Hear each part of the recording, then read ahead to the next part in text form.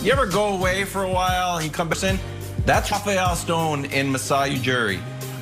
Toronto is terrible. You said they're 1-6.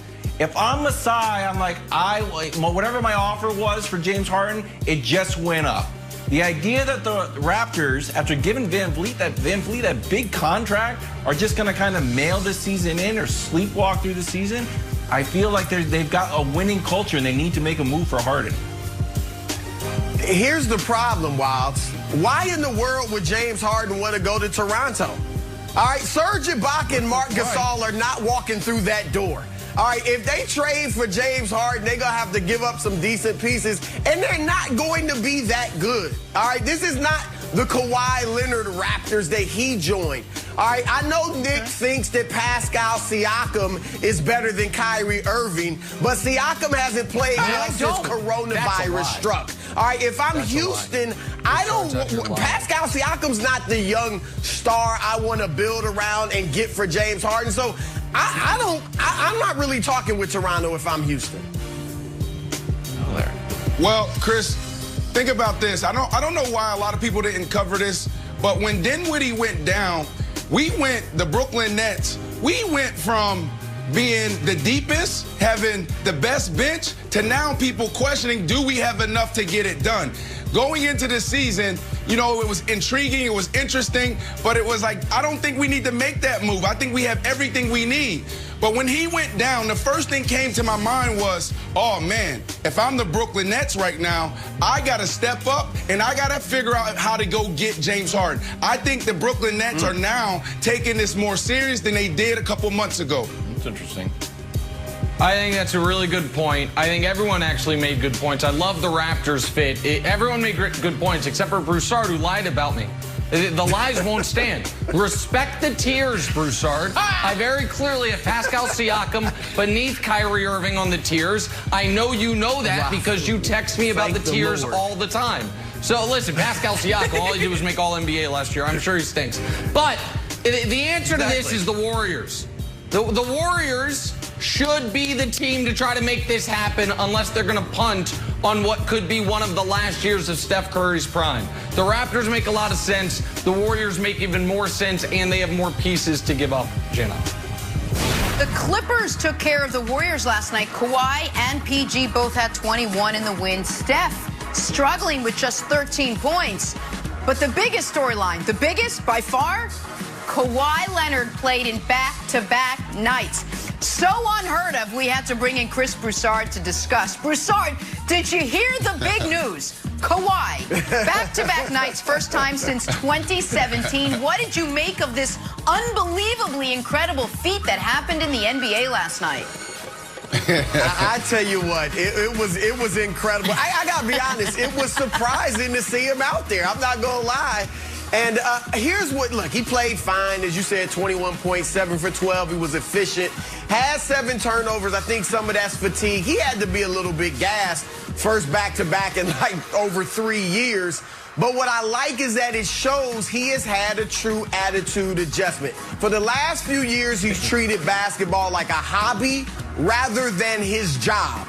And now he's playing a career-high 34.2 minutes a game. He said he's going to go on and continue to play back-to-backs. This attitude adjustment is good for the Clippers.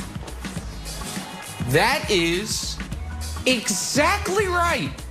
Listen, I could come on here today and talk about beating the Warriors by single digits when Steph has what will end up being one of his 5 worst games of the year. Not a great feat for the team.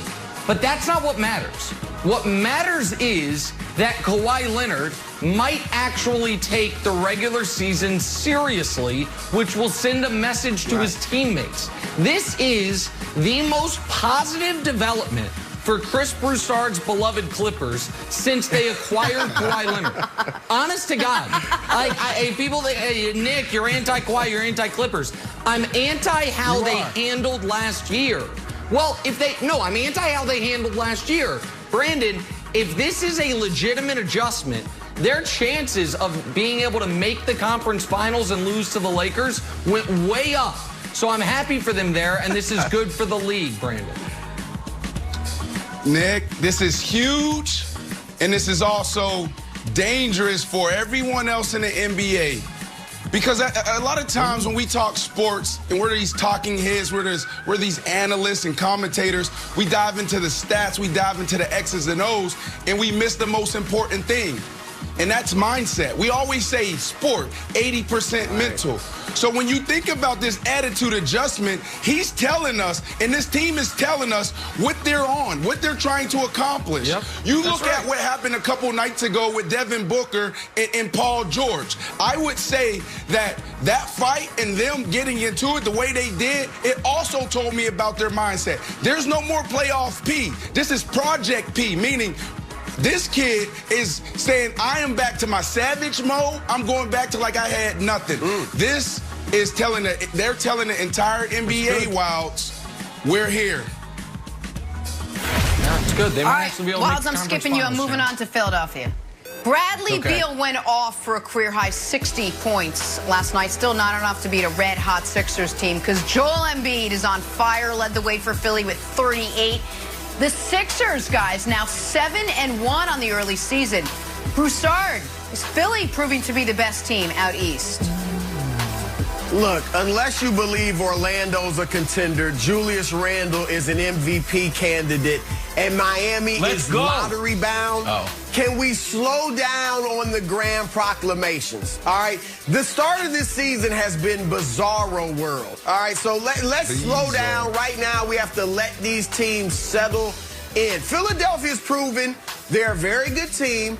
They are one of the best teams in the East, and they can beat up on the bottom feeders. They've beaten Washington twice and LaMelo Ball's Charlotte Hornets twice. They've beaten one team, the 1-6 Toronto Raptors, that made the playoffs last year. All right, and Toronto obviously looks like they left their game in Canada when they went to Tampa or Florida. So slow down. Philly's nice. The defense is tremendous. Ben and Joel are working well together. Seth Curry and Tobias Harris are shooting lights out. I like them, but let's take it easy.